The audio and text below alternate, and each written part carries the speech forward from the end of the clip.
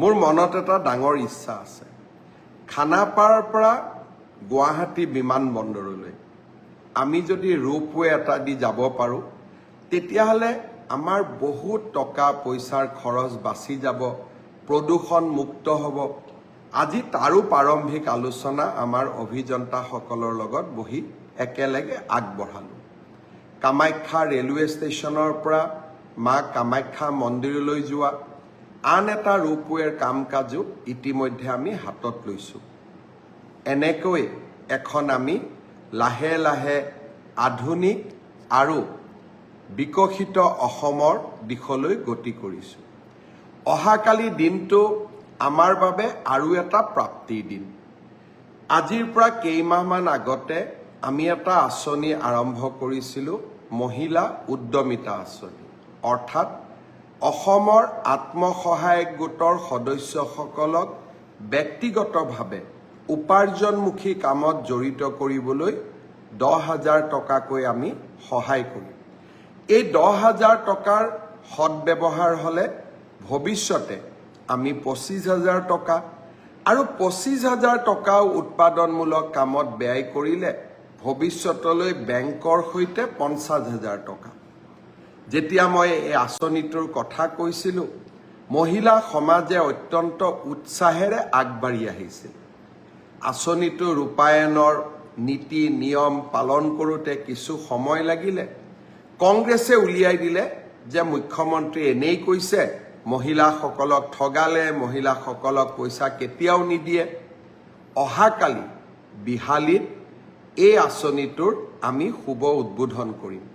বিহালীত 23,000 মহিলাই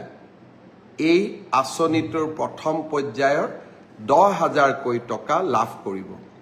এই আঁচনিটোৰ জৰিয়তে অসমৰ আমি 27 লাখ মহিলাক 10,000 টকাকৈ প্ৰদান কৰিম 2,700 কোটি টকা আৰু নগৰ অঞ্চলতো 3 লাখ মহিলাক এই আঁচনি আমি প্ৰদান কৰিম তাতো আমাৰ প্ৰায় 300 কোটি টকা অৰ্থাৎ আমাৰ আই মাতৃসকলক উৎপাদনমুখী আৰু মহিলা সবলীকৰণৰ দিনত কালি আকৌ এটা বিশাল পদক্ষেপ অৰুণোদয়ৰ পিছত মহিলা সবলীকৰণৰ ক্ষেত্ৰত অসমে অহাকালি আৰু এটা শক্তিশালী খোজ পেলাব বিহালীৰ কালি সভাখনৰ বাবে নিশাটো অপেক্ষা কৰিম মই সকলো আই মাতৃসকলক শুভকামনা জনাইছোঁ আজি গহপুৰলৈ গৈছিলোঁ GNM স্কুল এখনৰ শুভ উদ্বোধন হ'ল আৰু কনকলতা বিশ্ববিদ্যালয়ৰ বিষয়েও ৰাইজৰ লগত কথা বতৰা পাতিম শ্ৰদ্ধাৰ ৰাইজ কংগ্ৰেছ দলে কৈছিলে যে বিজেপিয়ে পঞ্চায়ত নিৰ্বাচন অনুষ্ঠিত নকৰে মই আপোনালোকক বিনম্ৰতাৰে সৈতে ক'ব বিচাৰোঁ যোৱা মাহতো আমি পঞ্চায়ত নিৰ্বাচন পাতিব পাৰিলোহেঁতেন কিন্তু ল'ৰা ছোৱালীয়ে পৰীক্ষা দিব নোৱাৰিলেহেঁতেন ল'ৰা ছোৱালীৰ স্বাৰ্থ মোৰ ভাগিনসকলৰ স্বাৰ্থ মোৰ বাবে আটাইতকৈ ওপৰত পৰীক্ষাৰ পৰিৱেশ শেষ হৈ গ'ল অহা 2 এপ্ৰিলৰ পৰা 5 এপ্ৰিলৰ ভিতৰত নিৰ্বাচনী আয়োগে পঞ্চায়ত নিৰ্বাচন ঘোষণা কৰিব আমি শিক্ষাৰ আন্দোলনো কৰিম গণতন্ত্ৰৰ আন্দোলনো কৰিম কংগ্ৰেছ দলৰ আৰু এটা প্ৰচাৰ অহা 3-4 দিনৰ ভিতৰত ভুৱা বুলি প্ৰমাণ হ'ব 2 তাৰিখে মই যোৰহাটলৈ যাম যোৰহাট চিকিৎসা মহাবিদ্যালয়ৰ সন্মুখত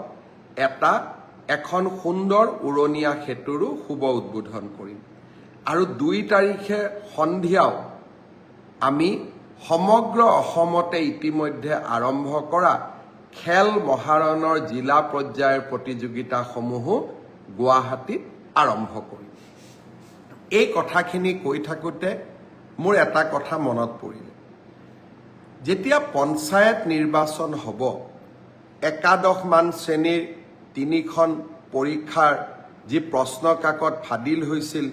তাৰো আমি পৰীক্ষা পাতিব লাগিব পৰহি দিনাখন মই 29 তাৰিখে মই দুধনৈত গৈছিলোঁ দুধনৈত এগৰাকী ছাত্ৰীয়ে মোৰ ওচৰত আহি ক'লে যে মামা উচ্চতৰ মাধ্যমিক দ্বিতীয় বৰ্ষৰ বাবে প্ৰস্তুতি হোৱাৰ সময় এতিয়া যদি আমি একাদশমান শ্ৰেণীৰ পৰীক্ষাটোলৈ চিন্তা কৰি থাকোঁ, আমাৰ হায়াৰ ছেকেণ্ডাৰী দিবৰ বাবে আমি মাত্ৰ 8 মাহ মানেহে পাম। এই পৰীক্ষাটো নপতাকৈ থাকিব এই বছৰ নোৱাৰি নেকি? মই ভাবোঁ যে আমি সেবাই এই দিশটো বিবেচনা কৰিব লাগে। যিয়ে নহওক কিয়, দুখন বা তিনিখন প্ৰশ্ন কাকত বাকী ৰৈ গৈছে আৰু পৰীক্ষাটো যদি এপ্ৰিলৰ শেষত বা মে'ত আমি অনুষ্ঠিত কৰোঁ, ল'ৰা ছোৱালীবিলাকো টেনশ্যনত থাকিব আৰু তেওঁলোকে দ্বাদশমান শ্ৰেণীৰ বাবে নিজক প্ৰস্তুতিও কৰিব নোৱাৰিব। মই ভাবোঁ যে একাদশৰ পৰা দ্বাদশ শ্ৰেণীৰ পৰীক্ষাটো যিহেতু পাছ আৰু ফেইল নাই, সেইবাবে সেবাই এই বছৰ বাকী ৰৈ যোৱা প্ৰশ্ন কাকতখিনিৰ ওপৰত পৰীক্ষা নাপাতিলেও হ'ব। অহা বছৰ আমি একাদশমান শ্ৰেণীৰ পৰীক্ষাটো কেনেকৈ কঠোৰভাৱে নিয়ন্ত্ৰিতভাৱে পাতিব পাৰোঁ তাৰ বিষয়ে আমি আলোচনা কৰিম আৰু যিসকলে প্ৰশ্ন কাকত ফাদিল কৰিলে তেওঁলোককো আমি কঠোৰ শাস্তি বিহিম। কিন্তু কোনোবা দুই এজন দুৰ্বৃত্তৰ বাবে গোটেই ছাত্ৰ ছাত্ৰী সমাজখন তেওঁলোকে টেনশ্যনত কিয় থাকিব লাগে? তাৰ যুক্তিও নাই। আনহাতে পঞ্চায়ত নিৰ্বাচন অনুষ্ঠিত হ'ব। মে' মাহত আমি পৰীক্ষা পাতিলে ল'ৰা ছোৱালীবিলাকে দ্বাদশমান শ্ৰেণীৰ বাবে কেতিয়া প্ৰস্তুতি কৰিব? মই আমাৰ স্কুল এডুকেশ্যন বৰ্ডক অনুৰোধ কৰিম, শিক্ষা বিভাগক অনুৰোধ কৰিম, বিষয়টো যাতে আকৌ এবাৰ বিবেচনা কৰে, ছাত্ৰ ছাত্ৰীসকলক টেনশ্যনৰ পৰা আমি যাতে মুক্ত কৰি দিওঁ। মই যেতিয়া এনেকৈ সভা সমিতিত যাওঁ, হঠাতে লগ পোৱা জনসাধাৰণে কোৱা কথাবোৰ মই খুবেই গুৰুত্ব দিওঁ। কাৰণ মুখ্যমন্ত্ৰী হ'লে সকলো কথা জানিব নোৱাৰি। যেতিয়া আমি গাঁৱত যাওঁ, চহৰত যাওঁ, সৰ্বসাধাৰণ মানুহক কথা পাতোঁ, তেতিয়া আমি নিজৰ ভুলবিলাকো নিজে বুজি পাওঁ। আমি আমাৰ আঁচনিবিলাক সংশোধন কৰিব পাৰোঁ আৰু জনগণৰ সেৱাত আমি কাম কৰিব পাৰোঁ। আমি দিছপুৰত বহি থাকিলে একাদশমান শ্ৰেণীৰ ছাত্ৰ ছাত্ৰীসকল, যিসকলে হায়াৰ ছেকেণ্ডেৰী পৰীক্ষা দিব লাগিব, ফাইনেল ইয়াৰৰ জীৱনৰ আটাইতকৈ মূল্যৱান পৰীক্ষা, তাৰ হয়তো আমি বেদনা বা তেওঁলোকৰ অনুভৱবোৰ বুজিবই নোৱাৰিলোহেঁতেন।